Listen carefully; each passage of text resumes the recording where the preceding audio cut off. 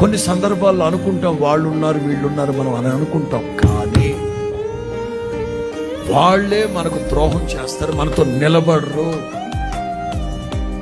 అది మీకు కొదవగా ఉంది కదా. ఆ లోన్లీనెస్ అనేది, ఒంటరితనం అనేది మిమ్మల్ని గుండెలు పిండేస్తుంది కదా.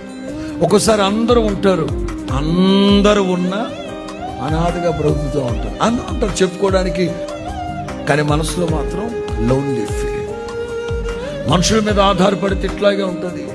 రాజులను నమ్ముకునుట కంటే, రథములను నమ్ముకునుట కంటే, గుర్రములను నమ్ముకునుట కంటే, నరును ఆశ్రయించుట కంటే యెహోవాను ఆశ్రయించుట దైవ జనాంగమా. అందుకే పౌలు 2-3 దఫాలుగా రాస్తాడు, దేవుడు నమ్మదగినోడు.